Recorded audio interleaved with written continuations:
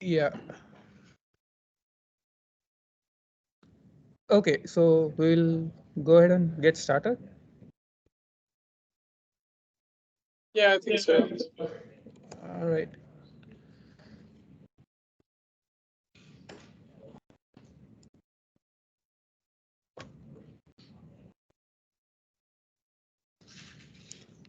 All right, guys. We'll get started. Today we have uh, Dr. Avimanyu Sahoo. He is an assistant professor currently at University of Alabama, Huntsville. Uh, Dr. Sahoo, I have known him for 7, 8 years. So he has been uh, an associate professor heading the mechatronics program at Oklahoma State University before he moved on to uh, do his work and conduct research at University of Alabama Huntsville. So his research includes learning-based control and decision making, and he primarily focuses at this point on lithium-ion battery system estimation, modeling, and diagnostics of lithium-ion battery systems. So today he is going to talk about reserves-aware approximate dynamic programming with applications or in the context of cyber physical systems. So, uh, Dr. Sahu, thank you for agreeing to give a talk here, and I'll let you have the floor. Thank you very much, Vignesh. Thank you for the introduction. As Vignesh mentioned here, as my research area is on learning-based control.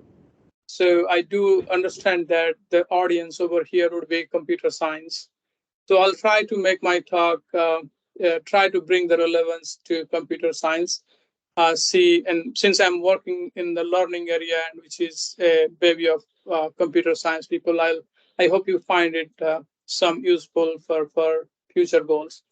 Okay, so there are several things. I don't want to reintroduce myself again. I'm Avimanyu Sahoo. So I work. My basic area of research is learning-based control and its application to lithium-ion batteries for electric vehicles. I technically work on the battery management systems, which makes this optimal charging, fast charging, and health monitoring of the batteries. But the core part of my research, which lies in the control area, it talks about approximate dynamic programming. Sometimes people call adaptive dynamic programming and reinforcement learning.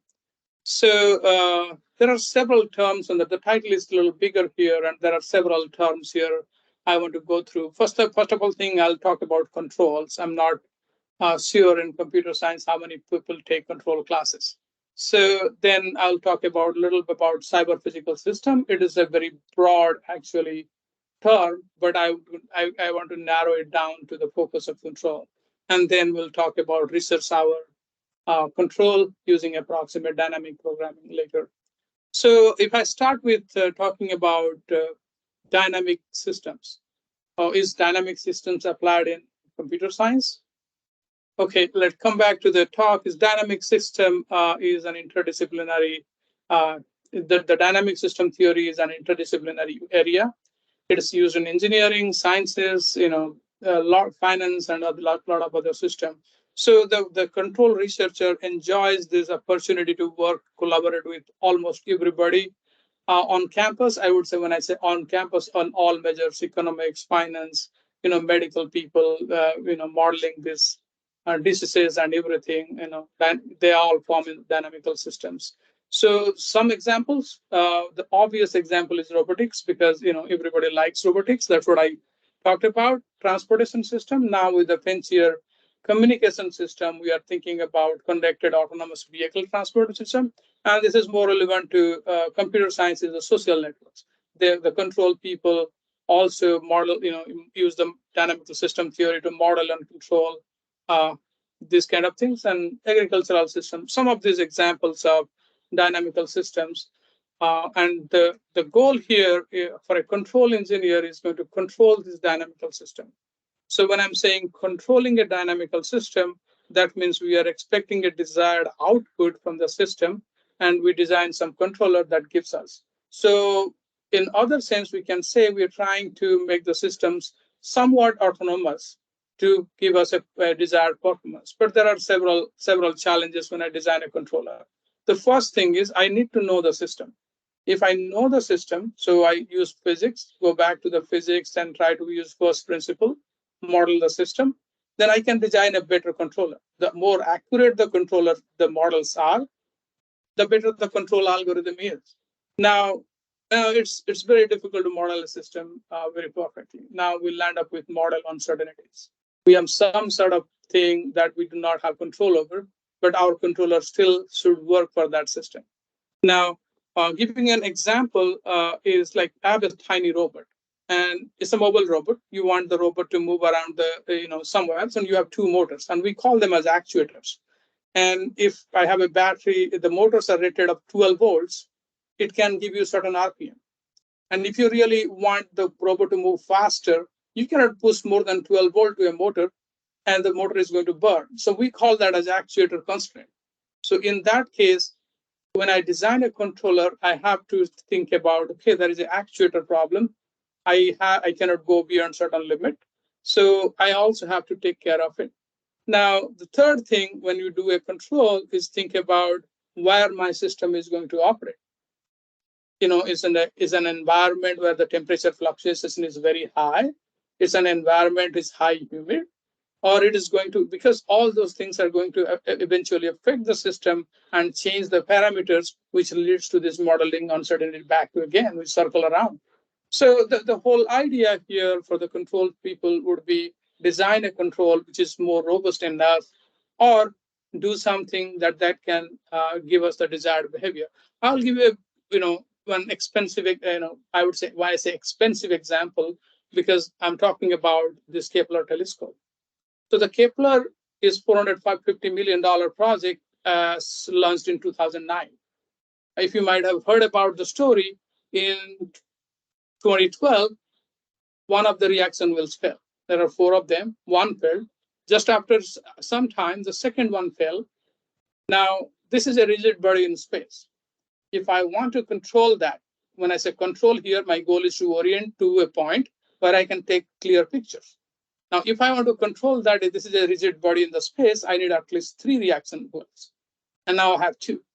So now, and that is in space now.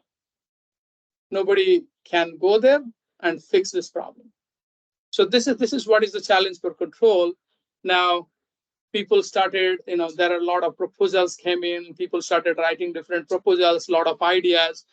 Some of the ideas worked. What they did here, they revived actually in 2014 Kepler back by using the solar wind as the third reaction wheel. But now it cannot be oriented as flexible with the 4 reaction wheels they have. But somewhat it started working a little bit, not up to that optimal. The point I was trying to make here is when we're trying to control a dynamical system and trying to get autonomous performance out of it, then our control objective is now changed. It's not only getting the desired behavior, but it's also learn the system or learn the system dynamics, learn the environment, and also see if you have some failures coming in, you make your system smart enough to understand that. Using all this in account, go back and change your control and make the system give you the desired behavior. So that's the entire goal of control system. So and that motivates actually my research, how we can embed learning algorithms, make this system so smart and modify our control so that we can resume our stable operation even at the time of failure on certain environments or parameter variations. So now the other part of my talk is talking about cyber physical system. So I know everybody knows about cyber physical system, but I just wanted to make sure that I'm not talking a very, very broad sense here. I will narrow it down. So in the one I'm talking about a cyber physical system, we have a bunch of physical systems. I would say any process plant, power systems, and for examples, robotic systems. Those are physical systems. And then I have 3 cyber components here. The first one is my communication network, where my systems are transmitting their feedback signals through the network. Then I have a bunch of computation. I have computation, like we have computing capabilities where we do all our calculation, learning abilities, and everything. And the third thing is after we learn the systems and parameters, we control. So the three cyber components are the control, communication, and computation with physical system. Now, let's go back one step backward, look into the objective of control system. I said uncertainties, actuator constraints, and then environmental changes. Now we have a communication network in addition to that. So what is the challenge with communication network? I send a packet, I send the data in terms of packets. I send a packet, it get delayed, it get dropped. I do not get the proper feedback to control. So it's another level of challenge the cyber physical system includes, so that we need to address that too. So the one of the advantage of the cyber physical system is the flexibility. I can put all the systems all around the world, connect them to the Internet of Things, and then I can have a controller either distributed or centralized. I can control, very flexibly, but it comes with cost. So now, what are those costs? The cost is I need a larger bandwidth because I'm using a shared network. Now, a lot of systems are connecting. That makes sure that we have enough bandwidth to handle all this. Since there are many systems, the computational complexity is also increasing, and we already talked about the delays and dropout, which increases the dynamical uncertainties here. So the whole point I'm trying to bring in here is even when I design the controller, I'm handling all uncertainties, making it robust, adding learning to learn. But one thing I have to be worried about now is the resource availability. So the point is, if I combine all those things I said, we need a resource hour control, having learning capability to give us a desired performance. So that's the whole gist of the talk I'm going to talk about today. So the solution to it, I already mentioned, is simply learning-based control and making it resource hour, making the learning systems resource hour. So when I say resource hour, we try to minimize the computation and communication so that we do not use that when, with a smaller computational capability, we can solve the control problems here. So let's go back one step further to look at what exactly learning-based control means. Actually, this is not a new topic. So there are classified different ways as the time progresses. We call it adaptive control. When I say adaptive control, means you go back and adapt to the change in parameters of the system and modifier control. Then in 1990s somewhere, then people come up with neural network that gives an ability to approximate complex nonlinear functions. So we use them we call them neural network control. Now, these two control, like adaptive and neural network control, are something like the system. I do that, the system gives me a desired performance. But now, is that performance optimal? When I say optimal, means let's say I'm traveling from point A to point B, am I reaching in the fastest time, or I'm consuming less fuel? Those are optimalities criteria.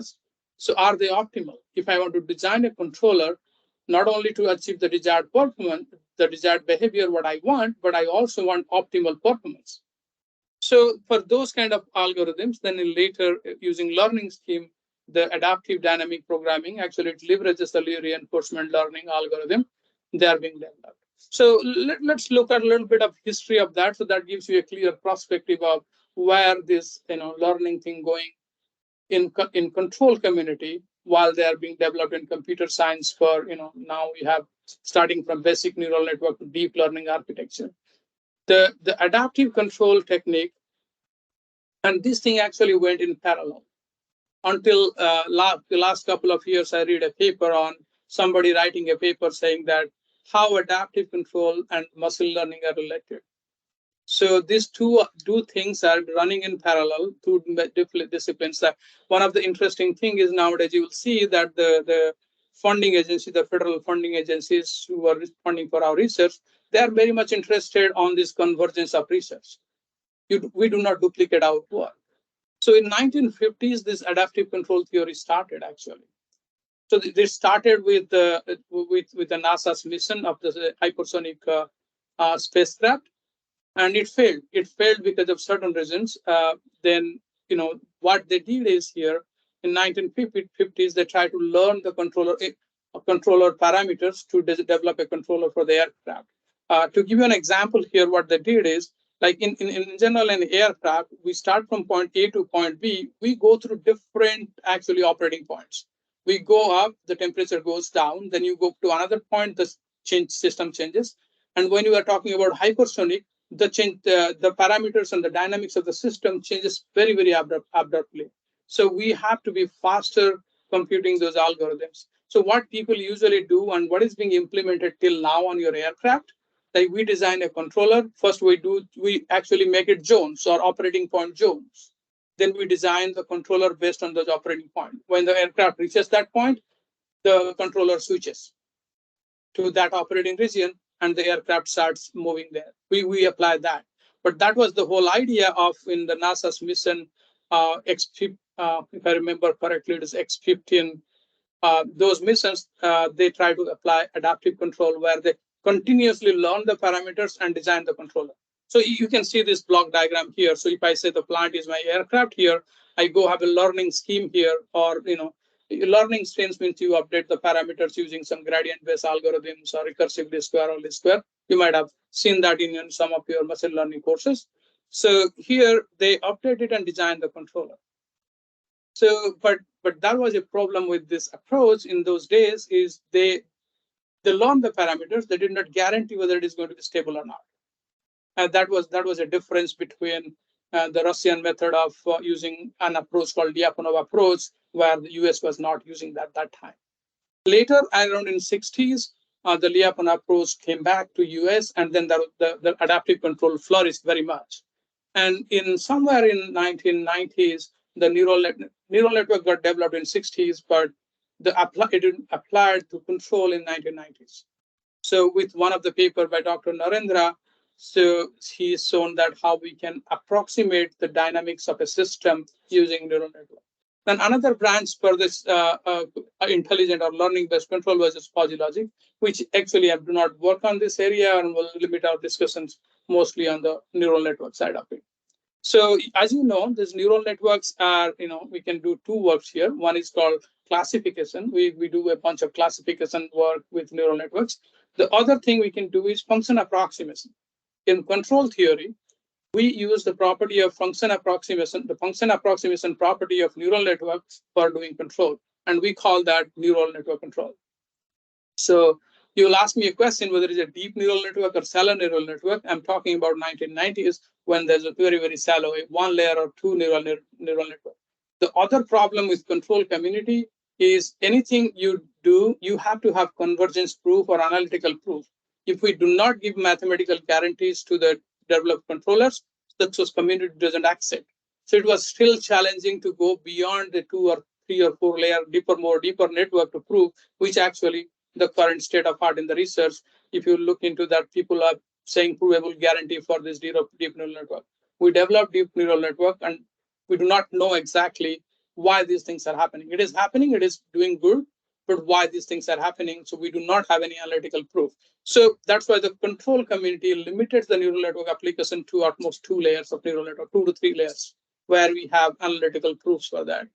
So moving forward, there are several people. I just listed some of the names. They are pioneers in this area of adaptive and neural network control, like starting from Paul Verbos, Narendra, Slotin, Polycarpov, Panklus, and other people.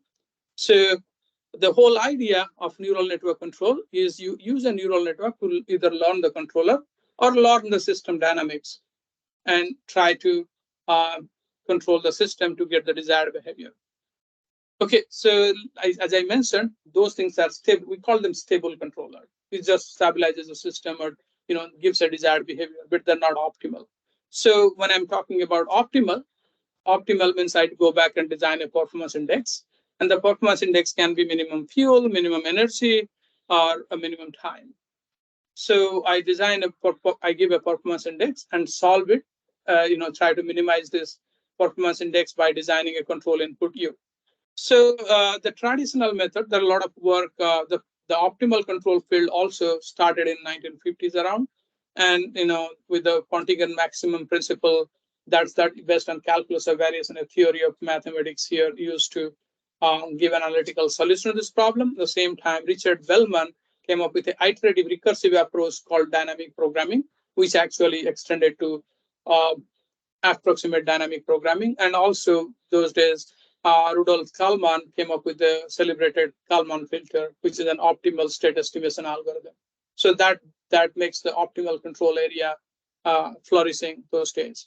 But problem with this is the solutions are backward in time. When I'm talking about backward in time, that means I start from the final time and come back to original time. And you think about a system you are trying to control, which can work on backward in time, which is technically not feasible for systems without time variation. When we know every 100% the model, it is feasible to apply because you pre-calculate it. But in a real time system, it is very difficult to apply. And now you go back to nonlinear systems, it's more complicated to it is almost impossible to get us an optimal and a closed form solution to this problem. So the whole point is, can we go back and use some kind of learning? So before we go back to the approximate dynamic programming, let's talk about dynamic programming first. Actually, the Richard Bellman in 1950s, he gave it's called principle of optimality. He has given a principle of optimality, the principle of optimality, where he says in the V stands here is the value function, is the optimal value, is the current cost, this R is the current cost, plus all future costs, if all future costs are optimal, plus the current cost, and then you take the R minimum of that, you find the optimal control policy. But the interesting thing about this, the previous approaches I said, they are giving closed form solutions, but this is a recursive way of solving this problem. But this is still backward in time, because if you see here, I have a k plus 1, so somebody has to give me the n value or vn, the final value, so I solve it backward. And then if I go back and solve for control input, if I go a little bit mathematical here, I need the information of the dynamics here actually. So that means this is not solving my problem, because I said the dynamics of the system or the model is uncertain when I do not have that information. So moving forward, people try to, how we can solve this problem, at least solve the problem of backward recursion. We can do it forward. Then people actually leverage the algorithm of reinforcement learning. You guys might know about it, reinforcement learning. This is a model-based reinforcement learning picture here, but you can take this model out. The environment and agent. The agent try to interact with the environment, purchase action, and takes a feedback. We call it reward. If I get a better reward, that's good. If I get a negative reward, that means I go back and update my policy and test my. So as you go online, you keep on updating your policy to make it, make the performance optimal. So there are two algorithms there, policy iteration and value iteration. I'm not going to go deeper into those algorithms here.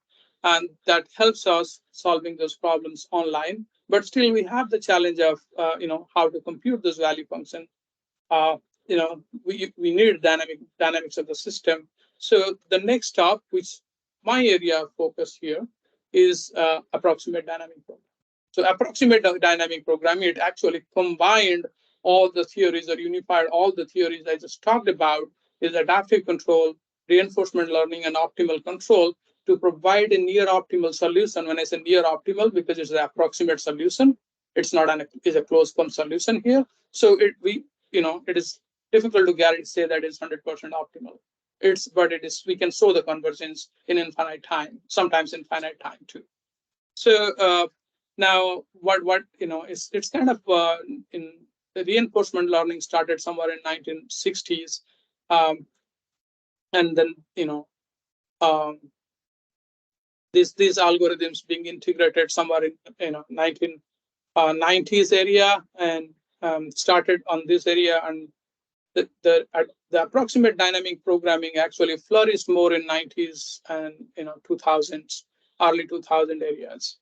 So let's go back to a little deeper. I don't want to bog you down with the mathematical things here, but if you see some mathematics here on that, don't worry about that. I'm going to talk about what exactly it means. We're talking about approximate dynamic programming here. So we are given some system maybe a nonlinear system. When I say nonlinear system, the function of it will be a nonlinear function when I was talking about f here. And then we go back and define our performance index. That's what I say. It can be for any purpose, like minimum fuel, minimum time. Then we go back and use the Bellman equation, the recursive equation here. So once we take the Bellman recursive equation, and now we land up with this equation where we need the value of b to solve this equation. So but in approximate dynamic, what we do, there are two techniques to it. One is called actor-critic network, uses temporal difference learning. Actually, both we call temporal difference learning approach. One is called Q-learning, and the other is called approximate dynamic programming. I'm sorry, actor-critic approach. So the actor-critic approach, what we did is we approximated the value function using a neural network. You can see that, and we call that a critic neural network. And same time, we go back and approximate the control policy by another neural network. We call it actor neural network. And then we use, then we go back and use something called this Hamiltonian or Hamilton-Jacobi-Equation. We compute an error called temporal difference error, and we went back and updated this neural network weights. Remember, when I say training these neural networks in a deep learning sense, we use backpropagation. But here we cannot use a backpropagation because this is done purely online. Online means I collect the data at time k, I update my policy, I go back to k, go to k plus 1, not back, go forward to k plus 1, I update the weights at k plus 1. So this uses a temporal difference error and keep on updating the neural network weights to solve these problems. I will talk about the Q-learning in a little later in one of my applications. And this is all about the approximate dynamic programming. Do you guys have any questions for me, or I can go forward and try to introduce the other concept? I would talk about the resource awareness of these algorithms. Okay, before that, I just wanted to mention here is learning-based control. These are very computationally intensive. That's why we need resource hour control. You have any questions? I can see some sound. Any questions here? No. So that's good. The whole idea is I'm just trying to give you an overview of the history of the, till now I've given an overview of the history of the approximate dynamic programming, how it's being evolved. And now you can able to compare with your, if you look into a computer science discipline, that how these two fields get merged actually at one point when the reinforcement learning get developed. So the adaptive control, optimal control running in parallel, and here the neural network community was doing approximation and using reinforcement learning, and they converge back to approximate dynamic programming. So but the major challenge here is these are training algorithms. Okay, you know that how much computation you need. You may need a couple of GPUs to run it. So the whole idea of my research is, can I make them resource hour? So it turns out that in control applications, one of the interesting thing is I do not need to go back and update my control input every time instant I get the deep feedback. I update a control and feed it. I do not need to do that. So when I don't need to do that, can I go back and do something so that I can save those computation when I do not need that? That's the whole idea of making a resource hour. So I'll go back to cyber physical system in 1 minute, just to say that we have learning algorithms, which produces a highly computational algorithm now. Now, if I go back to a cyber physical system, this also adds to my cost. In a cyber physical system, when I talk about cost, it is the computation needed to execute the controller or learn the model. And the second cost is communication. When I say communication means when I sample the system very faster, I have to transmit those signal over the communication network. So the more I transmit, the more power I consume. So that leads to a communication cost. So when I'm talking about control of a cyber physical system by our learning-based methods, I'm talking about the computation cost and communication cost at the same time. So the whole idea is, can I find a solution? Can I now go? I thought I told you that I can reduce the communication cost, based on the need. Can I do that with so I reduce the computation cost. Now, can I do it for the communication cost? So, so that is a technique recently developed, very new actually, maybe 10 years back. When I said 10 years is new, means in research, actually 20, 30 years is actually new, to be honest. So in a research hour control, the whole idea is to update the control when you need it. So in that sense, what I'm trying to make here is, if I give you an example of traditional control, if you have not really pictured what exactly a control I'm talking about, now it is time to understand that. Saying that I have a plan, you can choose anything, your robot or whatever thing. Then you have a network where you measure the system parameters. We call them states. You transmit that, and you have an embedded processor that computes the control. And how we do that? We have a clock, and that clock ticks. We call them sampling instances. We sample the system parameters, send it back to the controller. It computes, it sends it back, and it does it periodically. So the question here is, do I need to do that periodically?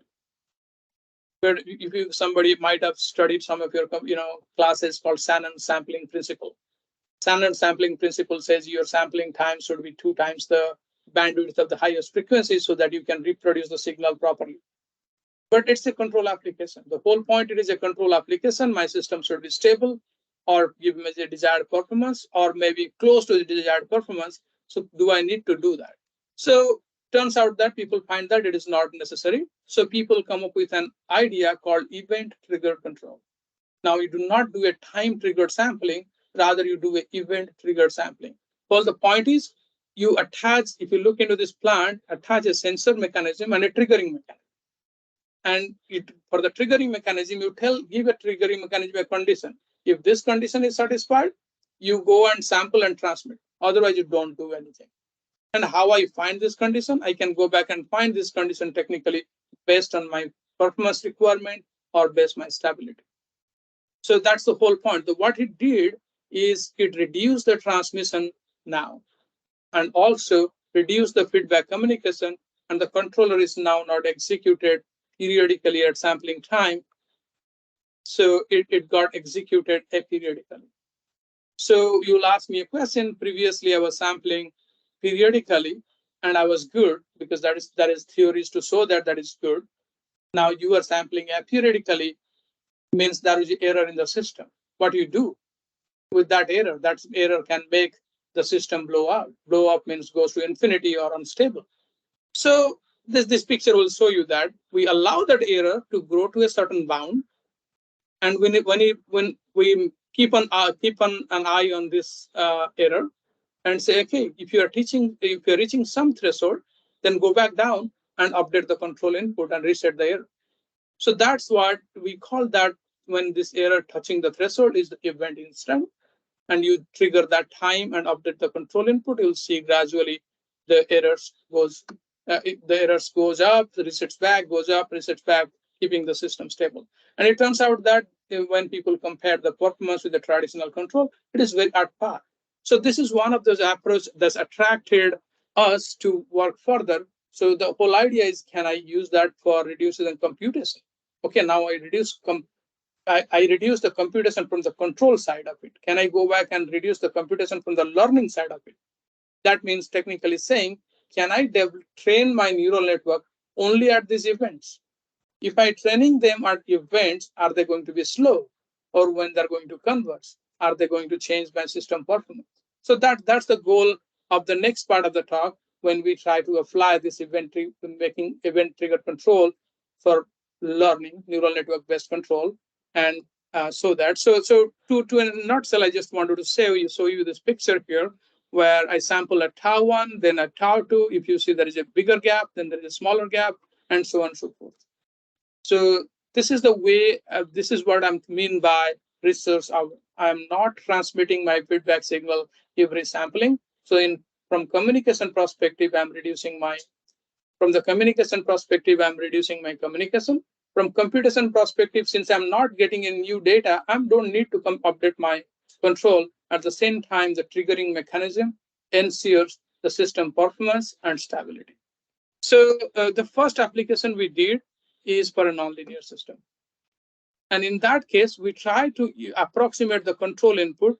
Here, if you see the controller here, actually that controller is a neural network. And you can see it's a two-layer neural network. We use a two-layer neural network to approximate that. And now we said the trigger mechanism only sends us signals at trigger time. And we go back and shown that these are kind of our triggering instances you can see here. And you can see our triggering instances, starts initially it's higher triggering and then makes larger and larger. We develop a triggering condition to be implemented in trigger mechanism. That's actually make our system properly stable. And we could perform that. Now, the point is, you'll ask me what kind of algorithm we use for training the neural network. And that's what's more the interesting part of it. We said, whenever I get a signal, that plus sign indicates that when I got an event or when I get a new signal or new feedback, I update my weight. Otherwise, I do not. I keep it at this old value. And it seems like if you see this norm of the weights, you can see it's becoming a constant. That means that getting converged to its actual value. So this is the final result. You can see my control input, how it looks like, and the system goes to 0. When I say system go to 0, my set point is 0. So I force my system to go to 0, even with periodically tuning the neural network. That helps us reducing the computation for the neural network. That's one of the key contribution of this work that time. Now the question here is, I just develop a triggering condition or the event conditions which just maintains the stability? Can I optimize it? Can I make this difference between these two trigger instances more and more, same time that's developing your optimal control?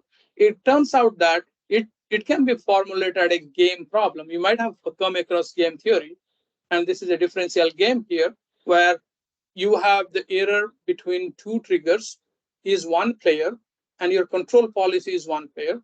So we want to maximize the error between two triggers. That means the interval is going to be maximized. And we also want to design a control input that minimizes the cost function. So it turns out to be it's a zero-sum minimax game problem. And we wanted to achieve the saddle point solution here. So we kind of did all this control algorithm, and we shown that if we go back and choose an optimal control process, we can develop an event triggering condition for the trigger mechanism and a control policy that gives us optimal performance. So we kind of try to separate out our events optimally here in this process. So one point I want to make sure here is that this system we consider actually is a linear system. And we, in this case, I assumed that this A matrix and B matrix are known. If you remember, I told you that we have a Riccati-Cadam solution we can do. If I know things, then I use that equation to solve that problem. But this will not be feasible if I do not know the matrices. Now, the uncertainty part of it. So how the uncertainty, these are some of the way we have shown that if you are using an event-based control and then you are using a traditional control, how different it is your performance-wise. Now coming back, that we assume the systems are known that in that case, and we are very happy that okay, we separate it out and now it is optimal sampling and optimal control. But the whole idea is cyber physical system must have delays and dropouts. Can it handle delays and dropout? Okay, we said okay, we can choose that system. Now we added some delays. The tau is a delay here, and alpha is a dropout indicator in the system. Now, if I do that, so what we did, some reformulation of the system, we try to bring it back to a format like given in this equation. So what happens is we incorporated the delays and dropout in our system dynamics now. So this entire system actually becomes stochastic and parameter varying. So that means I do not know about anything about this new A and B matrices here. So if I don't know A and B matrix, the previous approach fails. So how I solve this problem? We go back to approximate dynamic approach. The other approach I talked about is Q-learning. So we kind of leverage Q-learning here to solve this problem. So in that case, we go back and define our performance index. You can see this is the same Bellman equation here. And we do not use that. We go back and define a Q function. And Bellman equation is a function of state. Your Q function is going to be a function of state and the control policy. But in our case, we also wanted to optimize the error sampling interval. So we have another error term here. So your Q function becomes a function of this 3, and we go back and rewrite that. So then we leverage the adaptive control technique to estimate the Q function parameter, which gives us the control input. It looks a little complicated equation. I will not go for that, but this is what is the Q function update rule looks like. This is actually recursive least square update law. If you guys heard or you'll hear about that in some future courses. And we actually shown that this worked perfectly fine. We kind of elongated our trigger intervals, and our systems, you can see they converge to 0. And even something called Bellman error here, which is the temporal difference error, and that also goes to 0. When your temporal difference error go to 0, that makes the system is reaching its optimal value. We are getting the optimal cost here. So that's one of the Q-learning approach here. And we talked about linear system, and we do adaptive control and Q-learning.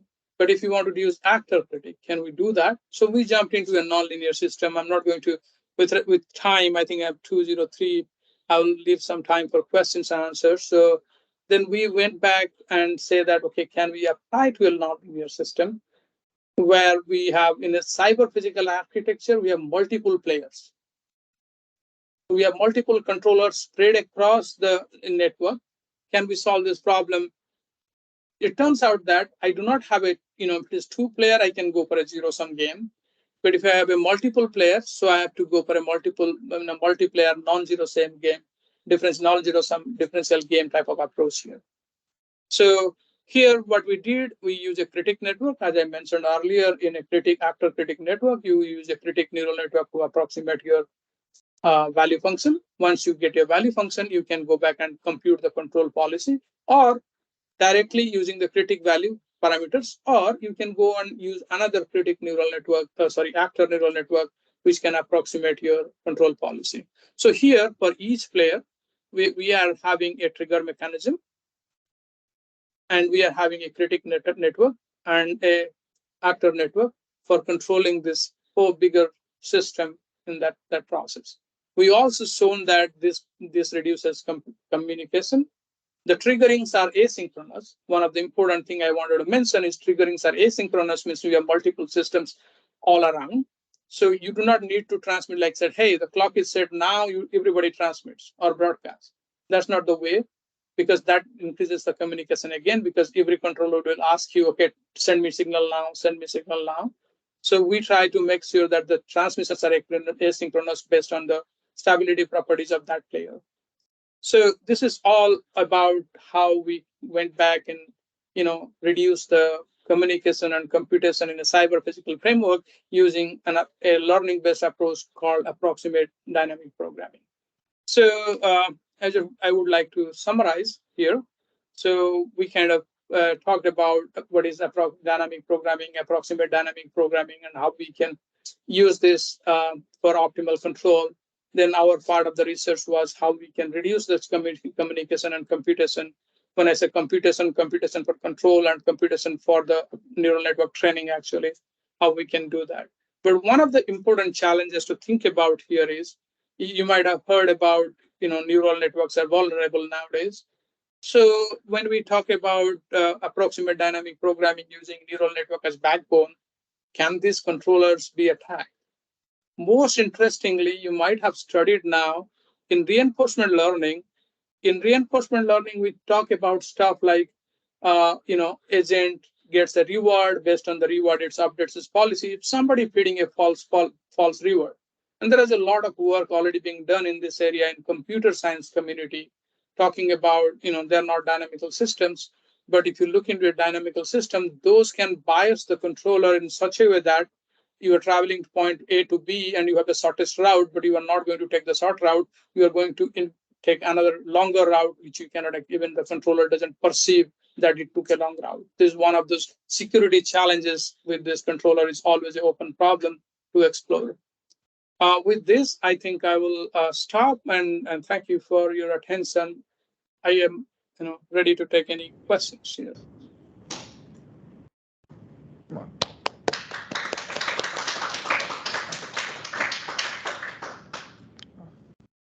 Yeah.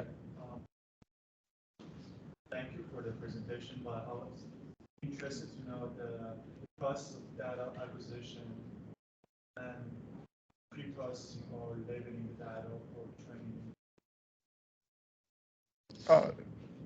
So I'll repeat the question. I don't know if you heard it. So a student asked he would be interested to learn about the process of data acquisition, how you pre-process the data to train the neural network. Okay, so that's a good question here. So technically, when we are, I believe the question arises from a point that if I'm using a deep learning algorithm, I have some states like I have a bunch of data. Somebody gave me a data set. I have to do some pre-processing. Here, the process is purely online. When I say online, so we have real-time sensors being connected to the compute, the plants, and then the sensors have their own sampling time. In our case, our sensors has a little bit of computational power where we feed into the trigger mechanism conditions there. There is a mathematical condition. It keeps monitoring the system state, and then it evaluates the condition. And when the time comes, it triggers the sampling and hold circuit. And once the sampling and hold circuit triggered, it samples the data, converts to a digital packet, and transmit back. So we technically get it to real time. Now, coming back, when I'm talking about control theory and real-time implementation, in real time, you will see the signals are noisy. But all this research, what I'm talking about in a theoretical sense, we assume that somebody has given us a very clean signal. Obviously, this process can be extended to a little bit on a stochastic domain where you can add some sensor noise or you can add some process noise to handle that process. If I answer your question. Yeah. Any other questions? No. Oh, okay. Dr. Sahoo, I was informed that Professor Biplav here, he is your senior. He just wanted to say hi. I can see him. Hi. Yeah. Hi, Avimanyu. So thanks for a great talk. Very good history, and I was very glad to see you from IIT BHU. Okay. I also have a question here for you, which is that you were talking about resource aware control. And resource information is there is a lag between that and what you can take an action on. So would you like to comment on that? Do you assume that you have instantaneous resource information while you're trying to control versus there is a time lag, and do you model that time in some way?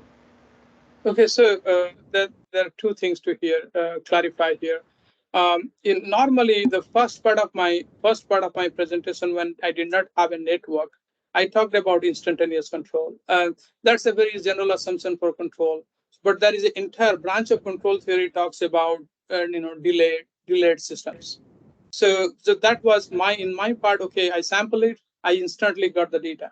But in the second part of my talk, when I talked about added a network, I have some delays over there. So what we technically did here is since when I didn't talk more details about modeling of the system. So what we did here, let's say I get delayed. Now I'm doing a discrete time transmission. So I transmit the data at time k. I'm going to get it at k plus 2. So technically I could then I could find out that how many signals I can get in between. I do not use them as control. I use the final one. But we try to modify the system such a way that this incorporated in the system dynamics. So then when I solve the problem, the system dynamics itself handles that delay. But definitely I have assumption that delay has to be upper bounded by some number d bar in my paper. So we cannot go it unbounded. But we have shown that it can be beyond one sampling